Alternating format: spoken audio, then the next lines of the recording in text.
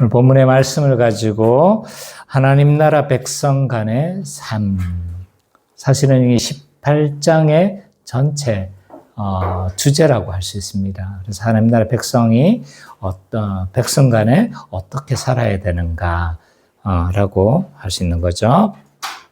자, 오늘 본문을 우리가 살펴보기 전에 지난주 했던 말씀의 내용들을 우리가 먼저 좀 살펴보도록 하겠습니다. 지난주 이제 17장 14절에서부터 27절까지를 우리가 좀 살펴봤습니다.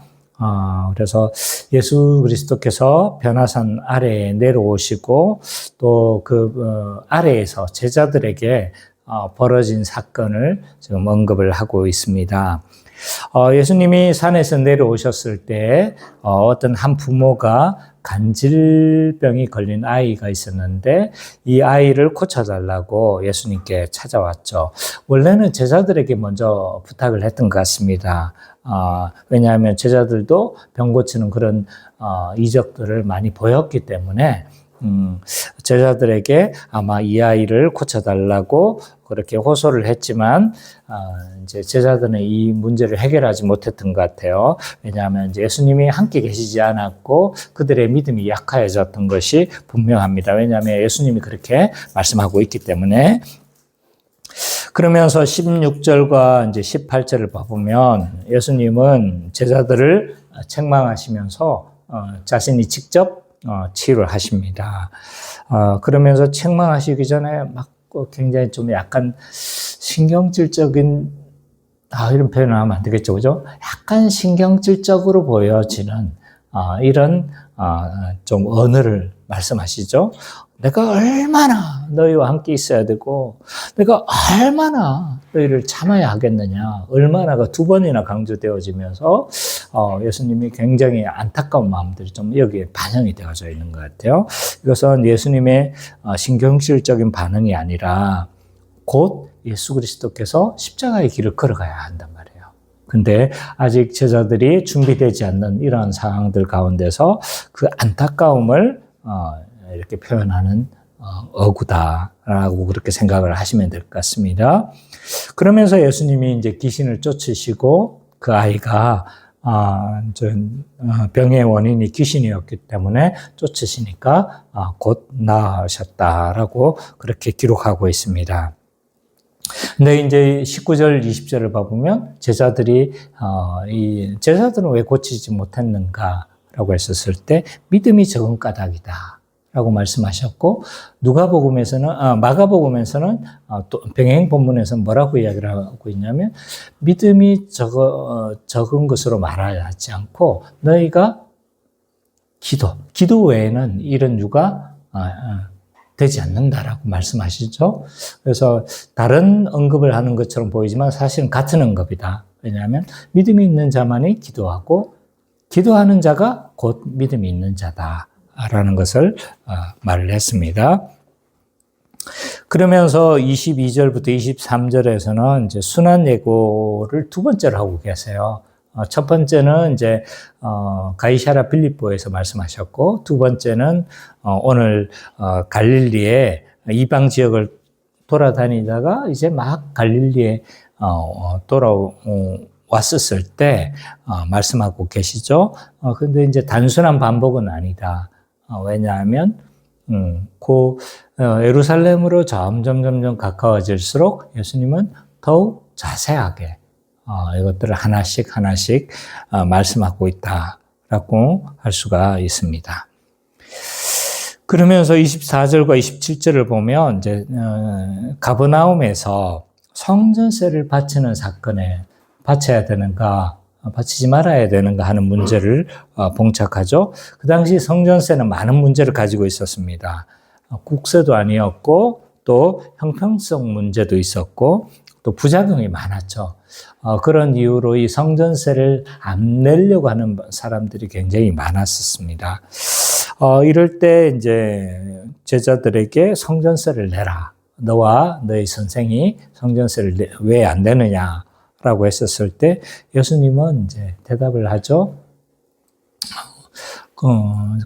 비유를 통해서 그래서 예수 그리스도께서는 참된 성전이 되기 때문에 사실은 성전세를 바칠 수 없다는 걸 말씀하시죠. 그럼에도 불구하고 성전세를 내라. 왜냐하면 그들이 실족하지 않게 하기 위함이었고 또 예수님께서는 덕을 이루시려고 하시는 거죠. 그래서 이제 낚시를 해서 고기를 잡아 입을 열면 그곳에 한 세겔이 있을 거다. 그리고 이것을 가지고 너와 나의 것을 내라 라고 그렇게 말씀하시죠. 그러면서 14절과 27절은 이제 제자들은 어떤 자들이냐? 믿음으로 살아가는 자이고 덕을 이루며 살아가는 자들이다 라는 부분을 우리가 좀 살펴봤습니다. 좀 긴 본문을 제가 좀 잡습니다. 짧게 하면요. 제가 봐서 마태복음 한 2, 3년을 해야 될 것 같아요. 그래서 이렇게 하면 내 평생에 도대체 얼마나 한 몇 복음만 성경 몇 권만 하면 좀 내 인생이 끝날 것 같아서 가급적 제가 좀 많이 하려고 노력합니다. 그래서 어떤 경우 이게 자연스럽게 본문이 연결되지 않는 경우도 있어요. 그러나 제가 너무 또 무리하게는 하지 않습니다. 그러니까 좀 길어도 좀 잘 소화해내셨으면 좋겠다 이런 생각이 듭니다. 자, 오늘은 18장 1절에서 14절까지 이제 우리가 살펴보는데요. 18장 전체는 예수 그리스도의 네 번째 강화입니다. 예수 그리스도는 마태복음에서 큰 설교를 5번 하시죠. 그래서 산상수훈 5장, 7장, 그리고 10장, 13장, 그리고 오늘 18장, 그리고 앞으로 하게 될 24장, 25장. 요 5개의 설교가 중요한 테마를 이룹니다. 그래서 이제 이 네 번째 예수 그리스도께서 강화를 하시는 긴 설교를 하시는 부분이다 라고 할 수가 있습니다. 특별히 이 네 번째 강화는 뭘로 좀 어떤 내용이 중요하면 하나님 나라 백성 간에 우리가 어떠한 삶을 살아야 되는가, 또 다른 말로 하라면 교회가 어떻게 살아가야 되는가에 대해서 좀 다룬다라고 말을 할 수가 있습니다. 먼저 1절과 4절을 봐보면요. 하나님 나라 백성 간에 어떤 태도를 살아야 할지를 좀 설명하고 있는데요. 1절과 4절을 좀 선미자매가 한번 읽어주십시오.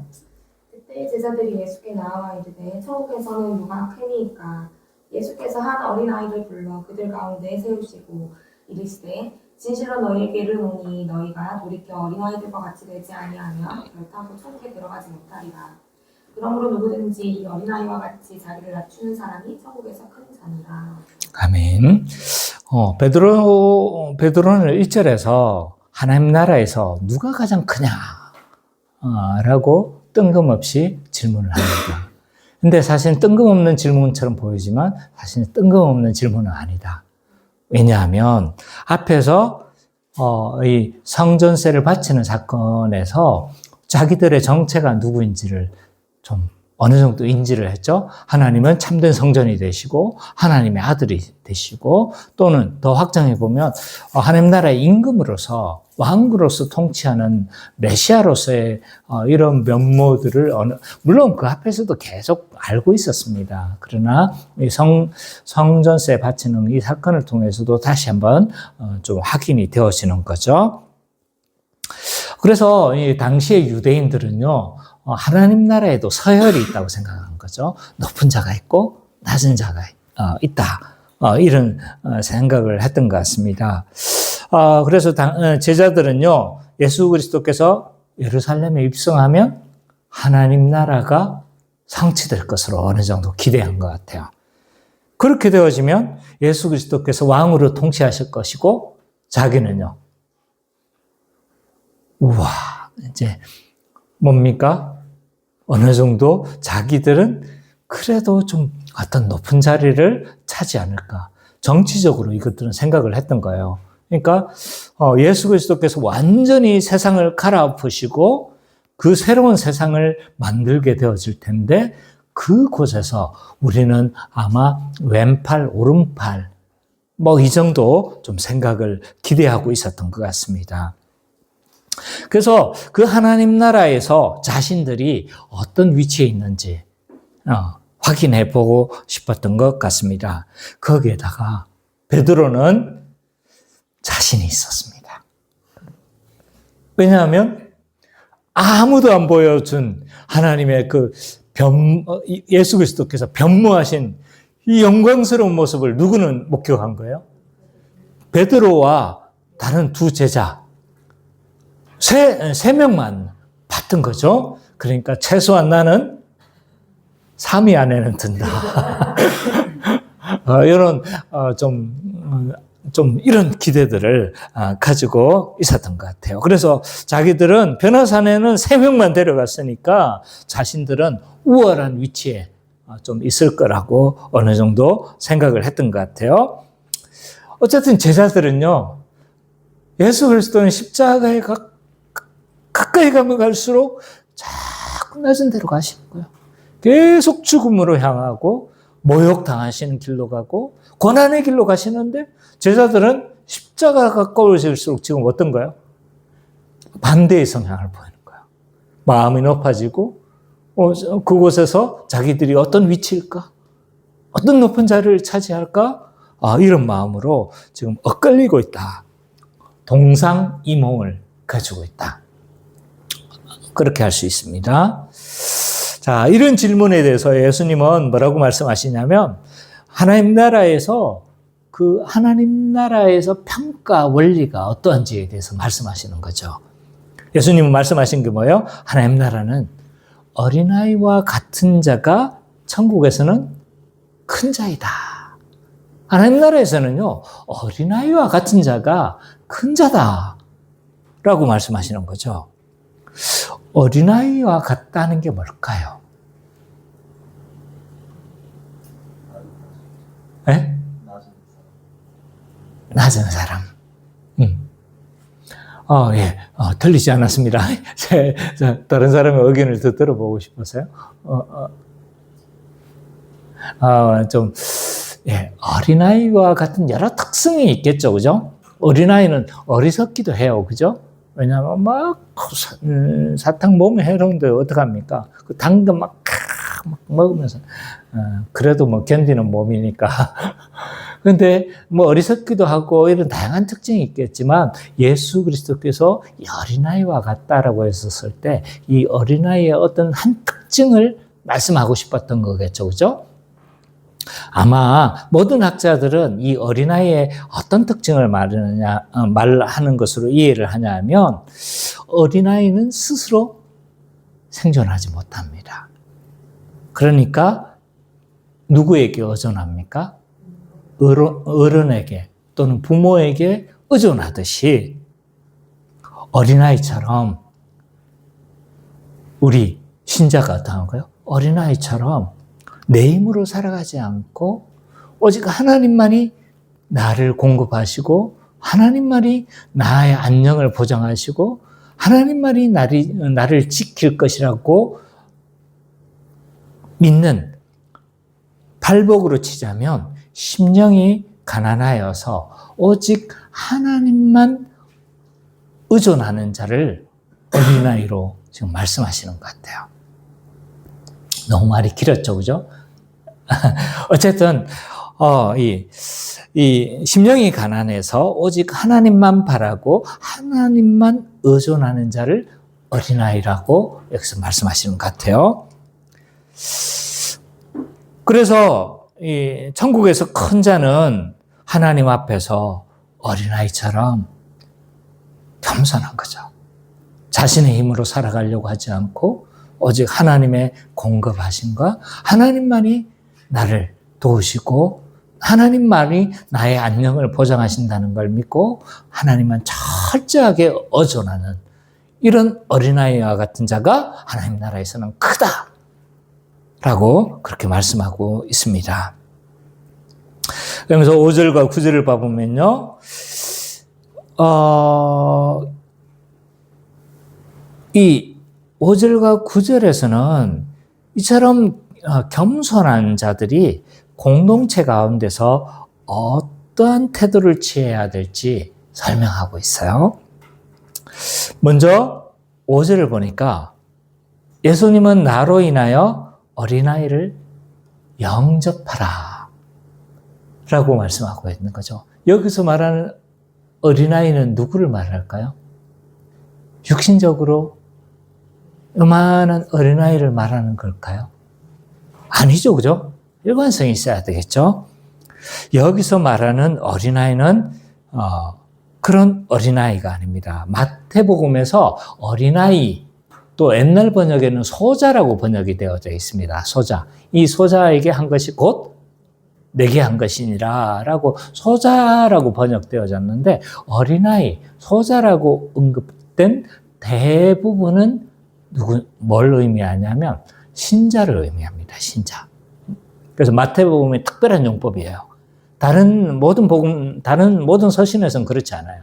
그런데 마태복음은요, 소자, 어린아이를 언급했었을 때는 대부분이 누구를 지칭하냐면 신자를 지칭합니다.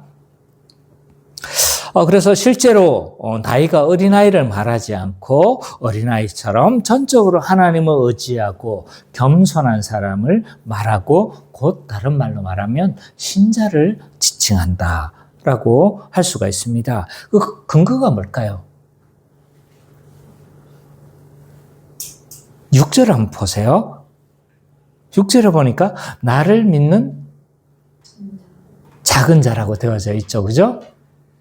그러니까 이 나를 믿는 작은 자가 누구라는 걸 알 수가 있어요. 예수님을 믿는 신자라는 걸 알 수가 있어요. 마태복음 24장에서 이 소자에게 한 것이 곧 내게 한 것이니라. 그 소자도 곧 누군 거예요? 신자가 한 것인 거죠. 그래서 마태복음에서 나오는 아이는 대부분 신자를 지칭한다라고 이해를 하시면 굉장히 거의 맞습니다. 그래서 여기서 어린아이를 영접하라는 건요, 신자를 영접하라라는 거예요.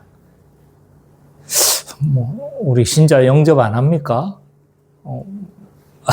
여기서 신자를 영접하라. 이게 뭐냐면 이 영접하다가 헬라어로 데코마입니다. 데코마이.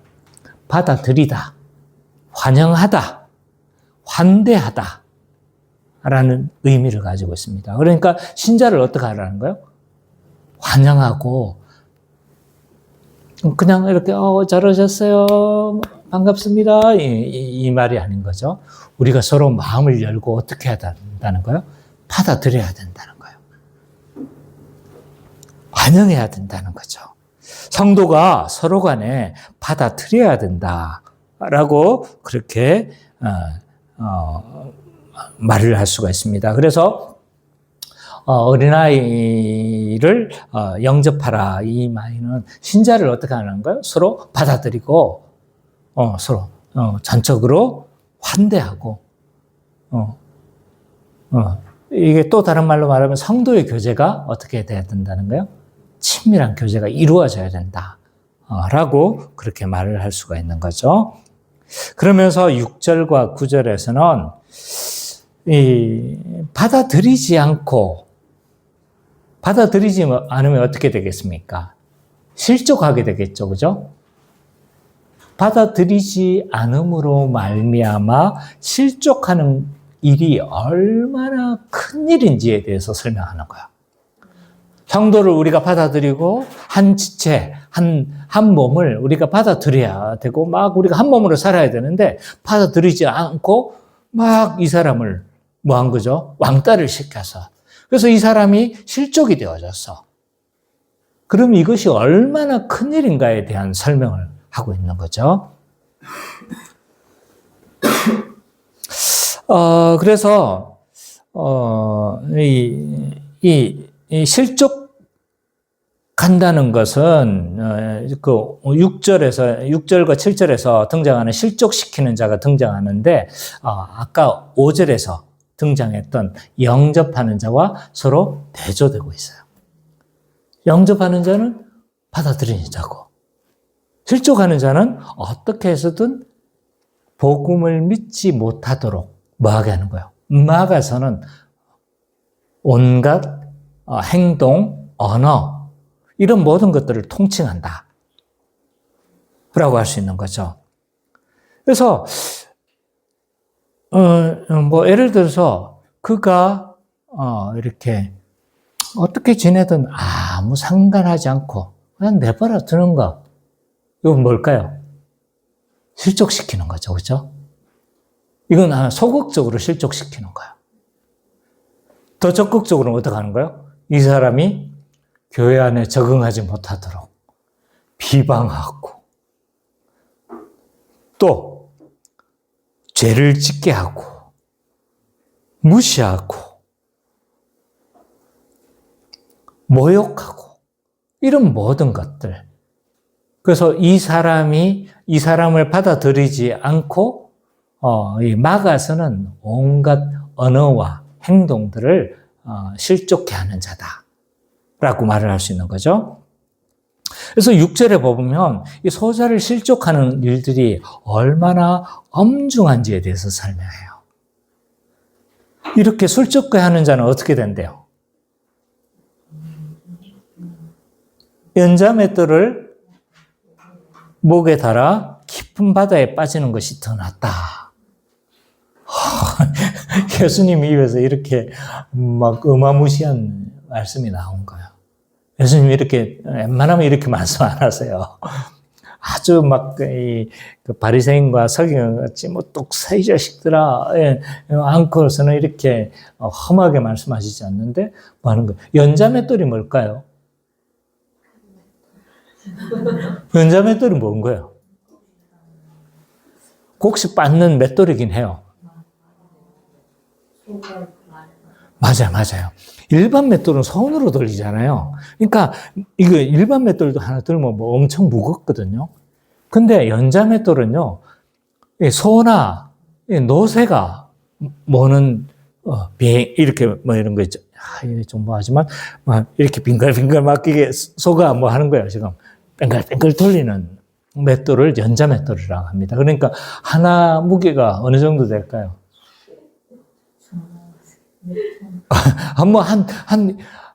적어도 1톤까지는 안 되겠지만 몇백 킬로는 넘을 거예요. 그죠? 그러니까 어마무시한 이 돌을 딱 매가지고 바다에 빠뜨리는 것으로 묘사를 하는 거죠. 얼마나 빨리 신속하게 바다로 빠지겠습니까?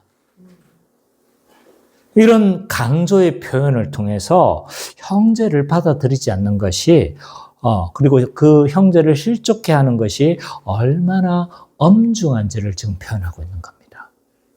그러면서 8절과 9절에서도 뭐예요? 내 손이나 발이 범죄하거든 잘라버려라. 내 눈이 범죄하거든 빼버려라.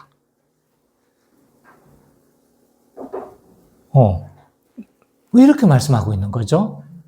예수님이 굉장히 격렬한 은으로 사용하신다는 거 아시겠죠? 그죠? 이게 단순히 우리가 일반적인 죄를 범하는 것을 말하지 않는 거예요. 자, 뭘 지금 염두하고 있는 겁니까? 실족해 하는 걸 염두하고 있는 거예요. 문맥 가운데 해석해야 합니다. 단순히 우리가 죄 지으니까 죄 짓지 말라고 손 빼버리라 이 말을 하고 있는 게 아닙니다. 여기서 말하고 문맥적으로 살펴봐야 돼요. 그러니까 여기서 죄를 범하는 건 뭐 하는 거예요? 실족하는 죄를 범하는 것이 그만큼 무섭다는 거죠. 그래서 이 말은 뭐 손을 잘라버리라, 찍어내버리라 이런 거는 단순히 죄를 지으면 손과 발을 뽑아내라, 눈을 뽑아내라. 그럼 우리 남는 지체가 있을까요? 없을 거예요. 그냥 다 뽑아내야 돼. 그러니까 이 말은 형제를 실족하지 않게 하기 위해서 우리가 얼마나 우리의 욕망, 우리의 습관, 우리의 언어를 얼마나 엄격하게 다스려야 하는지를 말하고 있는 거다. 그러니까 한마디로 말하면요, 형제를 실족해 하는 것이 그만큼 뭐하다는 거예요? 엄중한 죄라는 거예요. 엄중한 죄. 그래서 연자맷돌의 비유를 통해서 또 지체를 뽑아버리라, 찍어내버리라, 눈을 뽑아버리라 라는 과격한 언어를 사용하셔서 지금 한 영혼을 실족시키는 것, 형제를 실족시키는 것이 얼마나 엄중한 것인지 지금 강조하고 있다라고 말을 할 수 있습니다.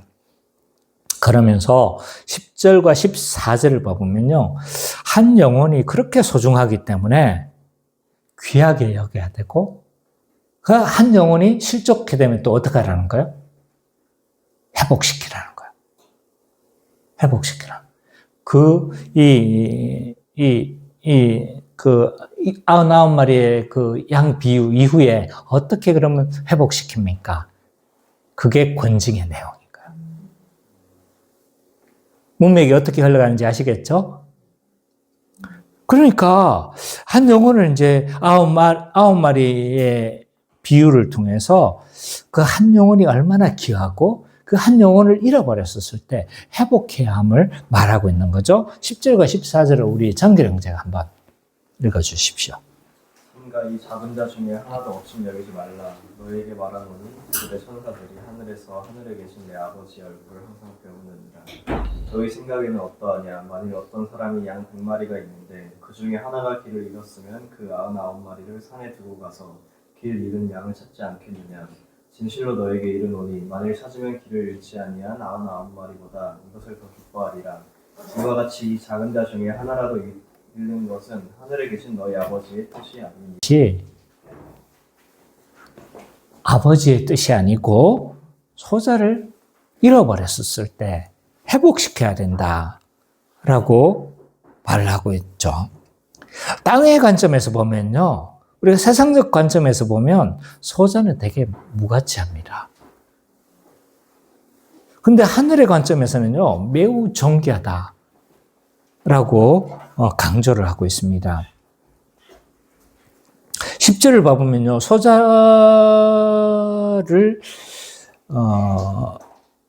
멸시하면 안 된다. 왜 그렇습니까?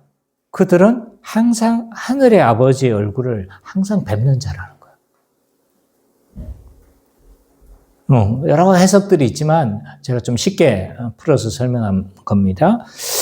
그래서 이 소자는 멸시하면 안 돼. 왜냐하면 그들은 항상 하늘 아버지를 얼굴을 뵙는 자다. 그러니까 네 눈에 보기에는 그 사람이 막 어리석어 보이고, 네 눈에 보기에는 이 사람이 교회에 필요 없는 것 같고, 네 눈에 보기에는 이 사람이 유약해 보이고 형편없어 보이지만 하나님의 관점에는 그렇지 않다는 거죠.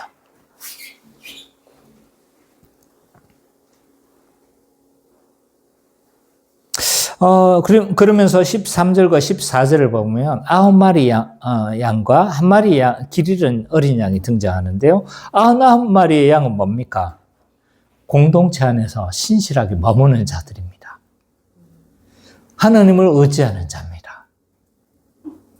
한 마리 길을 잃어 헤매는 양은요, 공동체에 신실히 머물지 않는 자고 실족한 양인 거예요.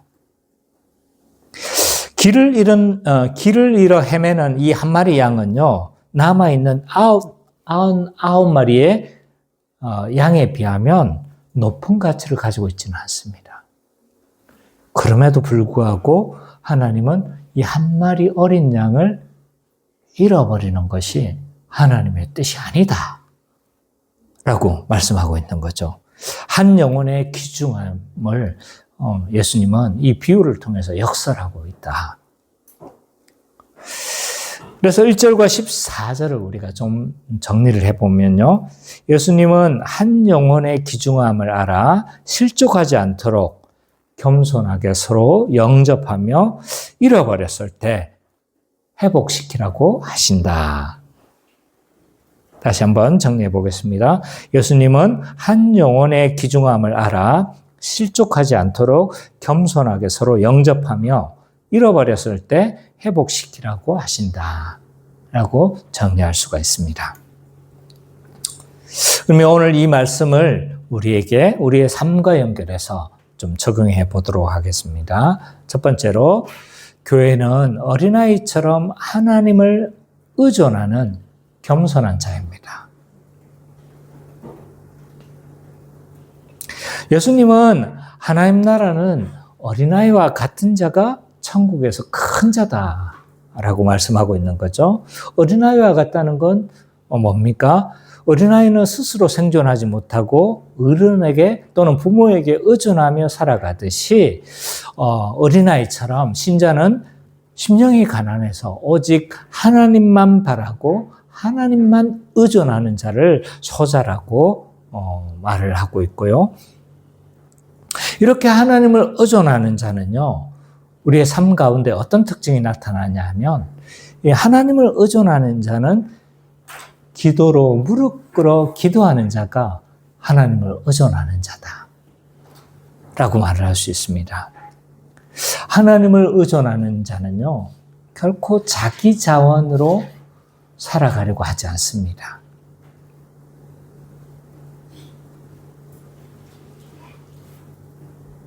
마치 밤길을 걷는 어린아이가, 부모와 어린아이가 이렇게 걷고 있었는데 어린아이가 너무 무서워서 어떻게 하는 거죠? 아빠의 손을 꼭 의존하고 찰싹 붙어서 걸어간 어린아이처럼, 이 기도라는 건 뭐냐? 여러 가지로 정의할 수 있지만 기도는요, 하나님에 대한 의존성에 대한 구체적인 표현이다.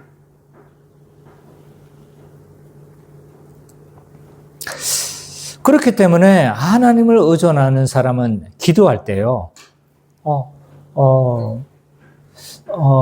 물론 많은 말을 하고 우리의 간구들을 하게 되겠지만 하나님의 뜻이 무엇인지를 구하는 사람인 거죠. 그래서 기도할 때 어떤 사람은 막 많은 기도를 합니다. 근데 막 자꾸 뭐 하는 거예요? 내 요구만 자꾸 말하는 거죠. 근데 하나님을 의존하고 하나님을 신실하게 신뢰하는 자는 내 욕망을 자꾸 어떻게 하는 거예요? 하나님, 기도를 통해서 내 욕망을 조율하는 거죠. 그래서 하나님의 뜻이 무엇인지를 이해를 하고 계속적으로 나의 욕망을 죽이고 조율하는 자가 하나님을 의존하는 자다 라고 말을 할 수 있습니다. 또한 하나님을 의존하는 자는요, 성과가 났었을 때 자기의 공로로 돌리지 않는 자입니다.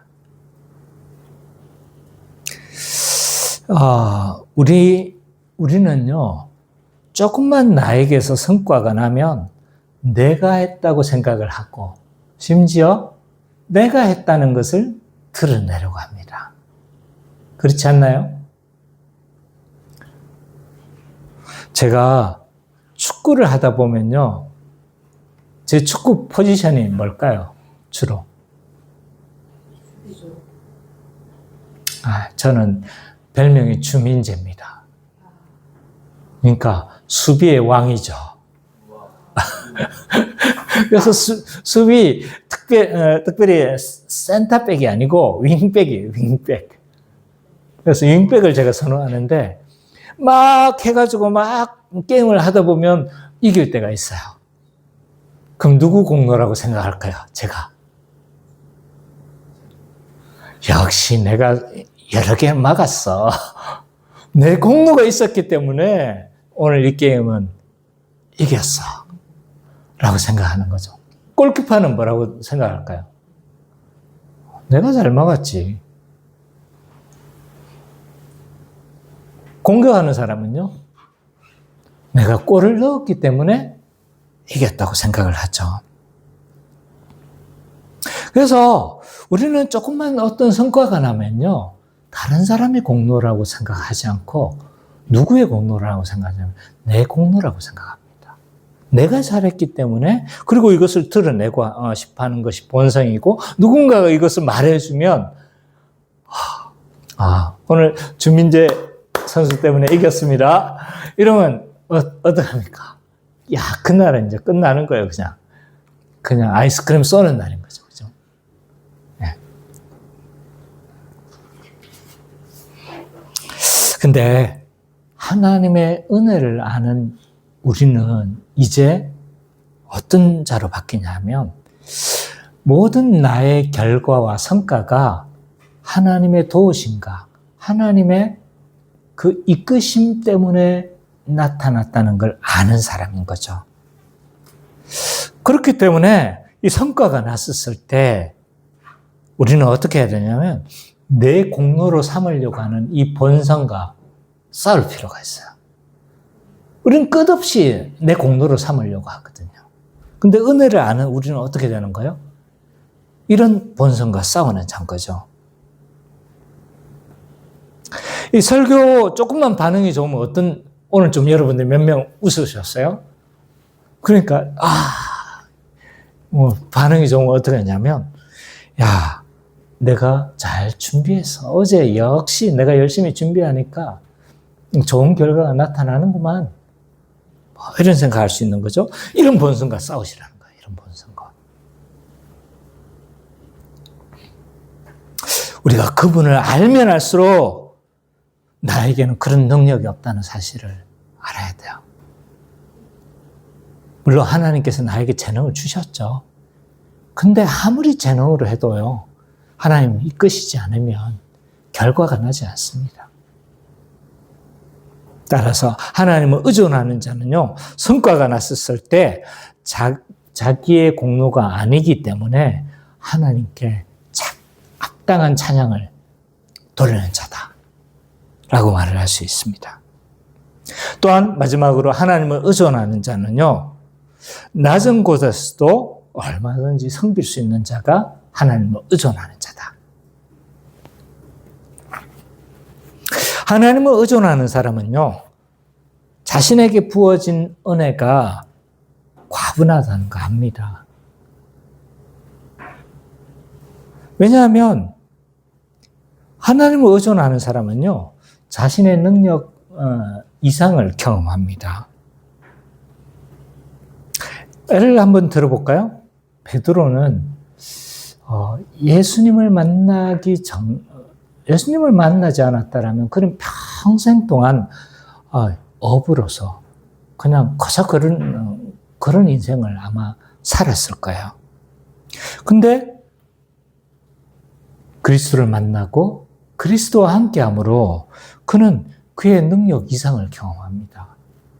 그래서 이 베드로는요, 실수도 많이 하고, 심지어 로마에서는 예수 그리스도를 그 핍박을 피해서 성도들을 버려두고 도망갔다는 전설이 있어요. 그걸 기반으로 해서 한 영화가 뭐예요? 커바디스예요, 커바디스. 주여, 어디로 가시나이까? 로마를 피해서 나가는데 예수 그리스도께서 로마로 들어가는 환상을 본 거예요. 그래서 베드로가 뭐라고 그러냐? 주여, 어디로 가시나이까? 커바디스. 그러니까 예수님이 난 네가 버려두고 간 저 로마로 간다. 라고 이건 전설이에요. 그것을 기반으로 만든 영화가 코바디스 영화입니다. 그렇게 실수를 많이 했잖아요. 그럼에도 불구하고 예수님은 이 베드로를 사용하셔서 교회를 형성하는데 지대한 역할을 하게 하시죠. 얼마나 가분합니까? 나는 어떻습니까? 훌륭해 보이죠? 믿어야 될까? 말아야 될까? 예. 나를 어떻게 보는지 모르겠지만요. 나는 나를 돌아보면 돌아볼수록 하나님 앞에 쓰임받기에 적당한 사람일까? 겸양의 말이 아니에요. 겸양의 말이 아닙니다. 도덕적으로 깨끗한가? 나는 그럴 만한 탁월한 재능을 가지고 있는가? 은사를 가지고 있는가? 복음에 대한 지식은 탁월한가? 여기에 다 기준에 제가 보기엔 너무 부족합니다. 근데 하나님이 은혜를 베푸셔서 좋은 사람을 만나게 하셔서 복음을 깊이 알 수 있도록 하게 하셨고, 말의 언변은 그나마 조금씩 나아지긴 해도 지금 이 모양입니다. 말의 언변이 얼마나 없는지 모르겠어요.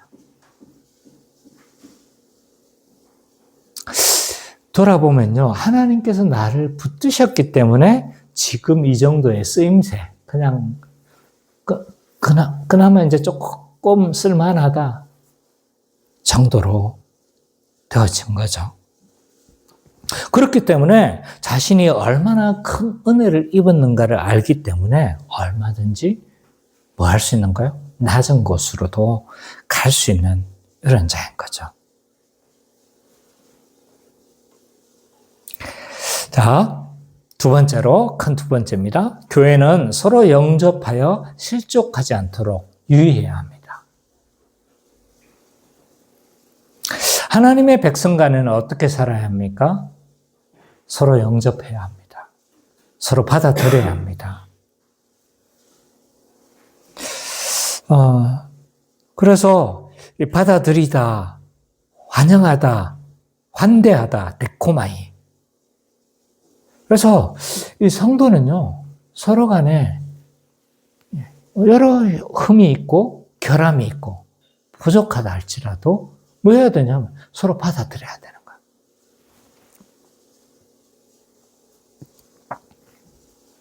근데 우리는 다양한 이유로 형제를 받아들이지 못하고 환영하지 못하며 어떨 때는 은근히 밀어내기도 합니다.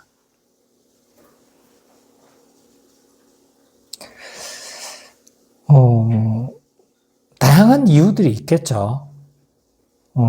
그러나 오늘 본문을 근거로 해서 좀 살펴본다면 몇 가지 이유로 우리는 형제를 환영하지 못합니다. 1절을 근거로 해서 본다면요, 우리는 특권의식 때문에 형제를 받아들이지 못할 수 있어요. 자, 베드로는 어떤 자였습니까? 말을 하지 않았지만 그는 예수님의 측근이라고 생각했어요. 그래, 나는 예수님의 3명밖에 안 들어가는 그 3위 안에 들어가는, 심지어 아마 수제자, 스스로 자이든 타이든 수제자라고 아마 생각을 했을 겁니다. 베드로는 일종의 보이지 않는 나는 너희들과 달라 라는 어떤 벽들을 형성했을지 모릅니다. 이런 특권의식을 가지고 있으면요, 우리는 가까이 가지 못하고 형제를 받아들이고 허물 없이 받아들이지 못합니다. 예를 들어서 목회자가 특권의식을 가지고 있다면 어떻게 하겠습니까? 나는 여러분과 다릅니다. 그러면 여러분과 깊은 말을 섞으라고 할까요? 그렇지 않겠죠. 네. 마찬가지입니다. 우리가 어떤 특권의식을 가지고 있었을 때 우리는 은근히 밀어내는 요소로 작동할 수 있습니다. 우리는 정회원 일기입니다. 이 일기가 우리의 나중에, 지금은 안 그럴지 모르지만 일기밖에 없으니 네. 이제 우리는 여기 원조 뼈다구야 하면서 뭐 할 수 있는 거죠? 밀어낼 수 있는 근거가 될 수 있어요. 나는 우리 교회 중직자야 라고 하면서 어쩌면 어떤 사람을 나의 깊숙하게 받아들이지 못하고 은근히 밀어내는데 작용할 수 있는 거죠. 저는 제 인생에서 잊을 수 없는 한 장로님이 있습니다. 이 장로님은 서울에서 만난 장로님인데요. 뭐 이분을 성함을 말씀하고 싶지만 말한다 할지라도 여러분들이 모를 것 같아서, 왜냐하면 좋은 얘기니까. 제가 이제 저는 이렇게 저희 부모님 모시는 것 때문에 큰 교회를 가지 못했어요. 그냥 모셔야 되니까, 이제 많이 아프셔가지고, 큰 교회 가면 제가 이제 사역하는데 너무 어려워질 것 같더라고요. 그래서 일부러도 큰 교회 가지 않았지만, 또 부모님이 있어서 큰 교회 또 부르지도 않더라고요. 이력서를 낼 때. 저는 잘 된 거죠. 내지도 않았지만. 어쨌든, 그렇게 작은 교회를 있다가, 이제 부모님 두 분 다 소천하시고 큰 교회로 가게 된 거죠. 몇천 명이 되는 그런 교회를 가게 됐는데, 가니까 작은 교회에 있었던 뭡니까? 아주 좀, 개척교회, 이제 막 벗어난 이런 교회를 지내다가 큰 교회를 가니까 어떤 건가요? 어떻게 해야 될지, 무슨 일을 해야 될지, 누구를 만나야 될지, 물론 나에게 주어진 임무들이 있었죠. 뭘 해야 될지를 잘 몰랐었어요. 약간 좀 어리둥절하고 뭐라고 해야 될까요? 이러고 있었을 때 한 장로님이 제 첫 출근하는 첫 주일이었어요. 한 장로님이 목사님 하시면서 저한테 뭘 가지고 오셨냐? 물 한 컵을 떠가지고 오셨는데, 이분이 기업체 사장님이시거든요. 얼마든지 특권의식을 가질 수도 있었고, 그 교회에서도 헌금을 굉장히 많이 하시는 분인데도 뭐 하시냐면 저한테 이 컵을 늘 떠다 주시더라고요. 근데 이분이 그때만 그런 게 아니고 그 교회에 계속 사역하는 동안 이분은 굉장히 겸손하셨어요. 저는 이분이 참 귀하다고 생각되어서요. 우리가 특권의식을 가지기 시작하면요, 우리는 한 사람을 받아들이지 못할 수 있어요.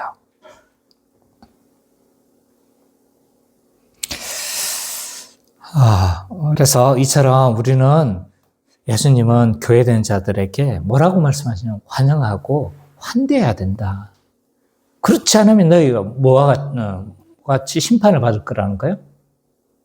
연자못들을 메어서 빠지는 것처럼, 아니면 손을 빼고 막 눈을 빼서 지체를 빼는 것처럼 그렇게 심각하게 생각해야 된다는 거죠.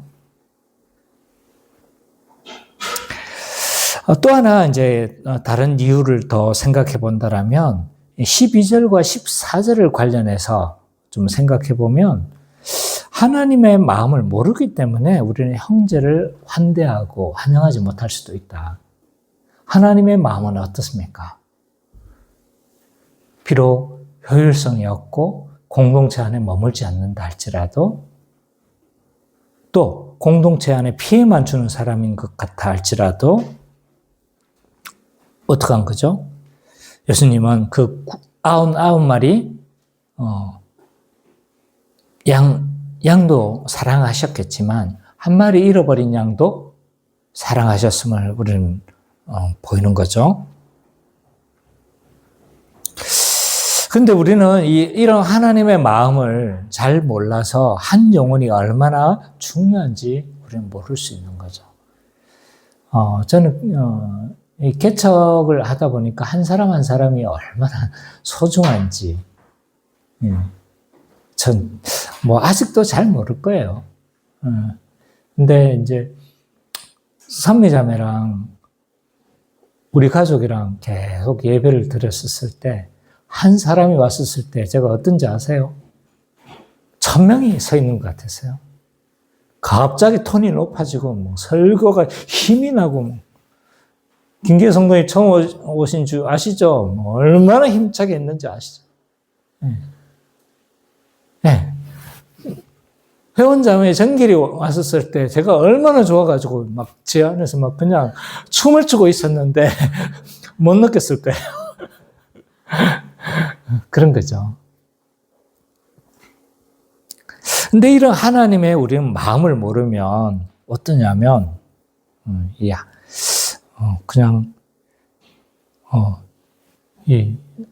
우리 형제를 환대하고 환영하고 받아들여야 됨에도 불구하고 그것을 상관없는 일로 여겨버리고 이 사람이 소외되고 어려움을 당하고 있는데도 우리는 이제 내버려 둘 수도 있는 거죠. 그렇기 때문에 우리 하나님의 백성 간에는 실족하지 않도록 굉장히 유의해야 합니다. 형제를 실족했었을 때 예수님은 매우 엄중한 것으로 취급하십니다. 6절에서는요, 연자 맷돌을 매달아 바다에 빠지는 것이 더 낫다. 8절, 9절에서는 뭐예요? 내 손이 또는 발이 범죄하거든 찍어내버리라. 또 눈으로 범죄하거든 뽑아버리라. 이건 개인의 범죄를 말하는 게 아닌 거예요. 앞에 문맥과 연관해서 생각해야 되는 거죠. 그래서 우리는 형제를 실족하게 하지 않기, 이 죄가 얼마나 엄중하고 또한 이 형제를 실족하지 않기 위해서 우리가 얼마나 노력해야 되는지를 잘 보여주고 있어요. 자신의 욕망, 자신의 습관, 자신의 언어, 모든 것들을 다 어떻게 해야 된다는 거예요?